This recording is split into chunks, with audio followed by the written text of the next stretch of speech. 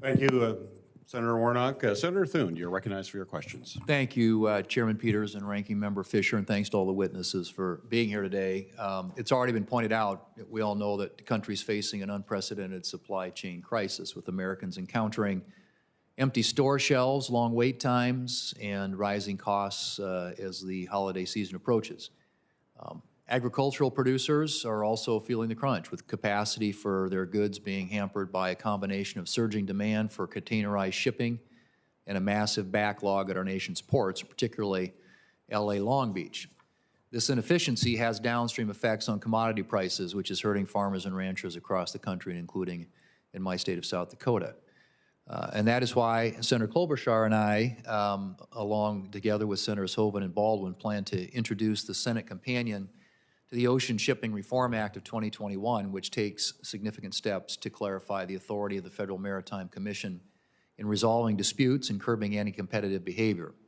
I believe these changes will increase the accessibility of the FMC to smaller shippers and provide the agency with clearer authority to intervene when unreasonable practices related to the movement of cargo are discovered.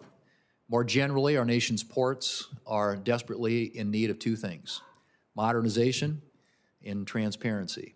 And a failure to invest in terminal automation and port efficiency initiatives such as data sharing compounds the problems we are already facing today and puts the United States below the global average in vessel wait times, which is why I'm also proud to be a co-sponsor of Ranking Member Wicker's Freight Act, which takes strong actions to improve the movement of freight, I should say, across the supply chain. A resolution of this crisis is imperative, and I look forward to discussing this matter with our witnesses today. Mr. Krug, thank you for being here to testify today virtually about the supply chain challenges that your business has faced throughout the pandemic. I've heard from several businesses like yours and can certainly understand the frustration of losing hard-won business across the world due to circumstances that are entirely out of your hands. As I previously mentioned, the bill that I plan to introduce with Senator Klobuchar would provide the FMC with authority to pursue enforcement action if truly unjust or unreasonable practices related to vessel space accommodations were discovered. Do you believe that such a change would help address the challenges that you're facing in getting your products to markets across the world? Yeah, that certainly sounds positive and helpful, and we appreciate all of your efforts in that regard. And so yes, the answer would be yes. I think that'd be very, very beneficial. I did have one more idea in regard to that opportunity if I were king for a day. I was just thinking about that. I think I'd order everyone to go to the movies and buy 2 boxes of popcorn. Okay. Well, I don't think you'd have any opposition to that idea on this committee, at least not from this senator.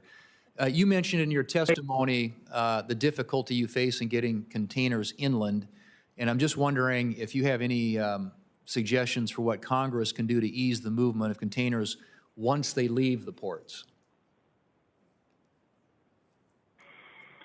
Once they leave the ports? Yeah. Yeah, I think the biggest thing there is good communication from the shippers to us. One of the big costs would be if we plan on 10 containers coming and then our good forwarding companies are only able to ship out 2. So the better the communication is in regard to, no, this ship really is going to not come in, it's not going to be available, it will be 3 weeks. While that doesn't really solve the problem in the big picture, it does help reduce demurrage charges and warehouse that are overfilled because you're expecting to ship 10 and you get 2 containers. So that would be one point. Okay, thank you. Mr. Doyle, you mentioned your testimony the effects of demurrage charges on the price of your products and called for an increase in the enforcement capabilities of the FMC with respect to detention and demurrage charges. And the bill, as I mentioned, I plan to introduce with Senator Klobuchar, would require the FMC to further define what constitutes unreasonable detention and demurrage practices while also establishing a separate streamlined complaint process to more efficiently resolve disputes. Do you believe that improvements to the complaint process and better guidance from the regulator on what constitutes an unreasonable detention or demurrage charge will help to address the challenges that you're facing?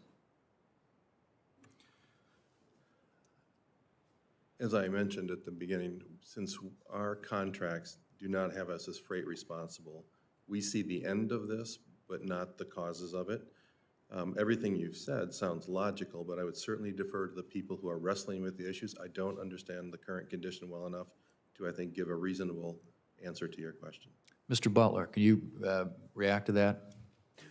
Senator, I think having better dispute resolution mechanisms probably would benefit everybody. There's some other provisions, if I understand the bill correctly, that would like to work with you and your staff on having to do with certification, for example. There's some real problems with how that would work. But in general, the FMC has a lot of authority today. If we can make it quicker and easier to get disputes resolved, I think that's all to the good. Okay, thank you. And thank you, Mr. Chairman. Thank you, Senator Thune. Now, the votes have been called, so I'm going to be stepping out to vote. Ranking Member Fisher will take the gavel, but before I step out, Senator Klobuchar, you're recognized for your questions. Very good. Thank you very much,